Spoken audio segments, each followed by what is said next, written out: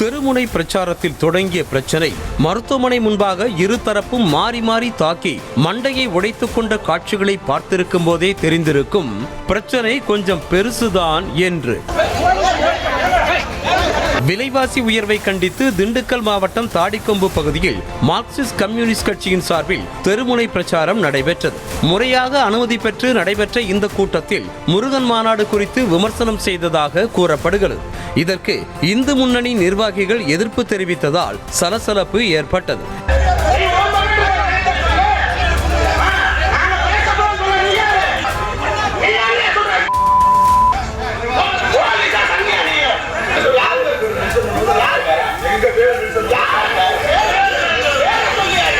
இதனால் வாக்குவாதம் ஏற்பட்ட நிலையில் மார்க்சிஸ்ட் கம்யூனிஸ்ட் கட்சியினர் இந்து முன்னணி நிர்வாகி வினோத் என்பவரை ஒருமையில் பேசியதாக கூறப்படுகிறது.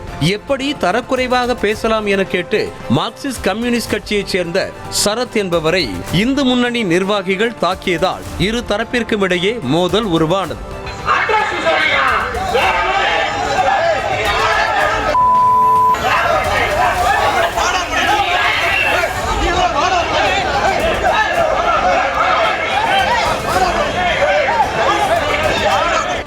பின்னர் அங்கு வந்த போலீசார் இருதரப்பு நிர்வாகிகளிடமும் பேசி அனுப்பி வைத்த நிலையில் போலீசார் நடவடிக்கை எடுக்கவில்லை என கூறி சாலையில் அமர்ந்து மார்க்சிஸ்ட் கம்யூனிஸ்ட் கட்சி நிர்வாகிகள் போராட்டத்தில் ஈடுபட்டனர். பின்னர் நடவடிக்கை எடுப்பதாக போலீசார் உறுதியளித்ததை தொடர்ந்து அவர்கள் கலைந்து சென்றனர்.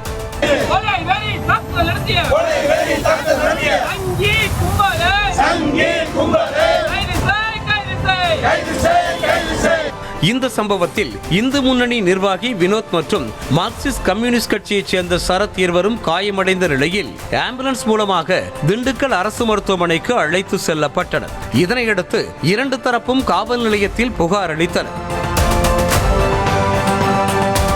மருத்துவமனையில் சிகிச்சை பெற்று வருபவர்களை பார்க்க மார்க்சிஸ்ட் கம்யூனிஸ்ட் கட்சி நிர்வாகிகளும் இந்து முன்னணி மற்றும் பாஜகவினரும் குவிந்த நிலையில் இரு தரப்பினரும் மாறி மாறி கோஷங்களை எழுப்பினர். உடனடியாக பாஜகவினரை அங்கிருந்து வெளியேற்றிய போலீசார் மார்க்சிஸ்ட் கம்யூனிஸ்ட் கட்சி நிர்வாகிகளை வெளியேற்ற முயன்ற போது சாலையில் அமர்ந்து போராட்டத்தில் ஈடுபட்டனர்.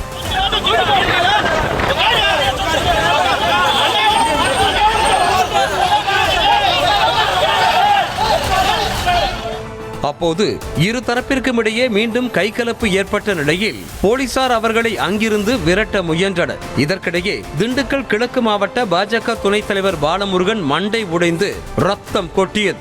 இதனால் ஆவேசமான பாஜகவினர் போலீசாரிடம் கடும் வாக்குவாதத்தில் ஈடுபட்டனர். மேலும் மார்க்சிஸ்ட் கம்யூனிஸ்ட் கட்சியினரை தாக்க முயன்ற நிலையில் போலீசார் பாதுகாப்பாக வாகனத்தில் ஏற்றி கைது செய்வதாக கூறி அழைத்து சென்றனர்.